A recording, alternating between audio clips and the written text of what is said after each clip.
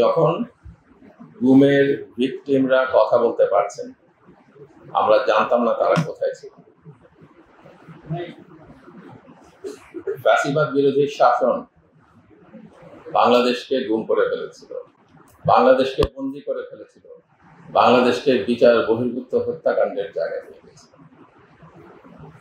এর থেকে বাংলাদেশ বের হয়ে আসতে পেরেছে বিশাল টাকার। আইনের শাসন প্রতিষ্ঠার জন্য, অপরাধীদের বিচারের জন্য চেষ্টা চলছে, বিচার প্রক্রিয়াও শুরু হয়েছে।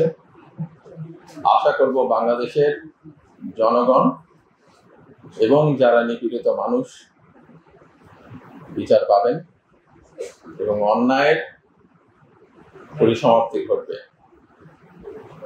জুলাই ঘোষণা এবং জুলাই সনদের ভিত্তিতে বাংলাদেশ নতুন বাংলাদেশে রূপান্তরিত হবে। এই সংগ্রাম চলমান, এই লড়াই আগামী দিনের ভবিষ্যতের জন্য।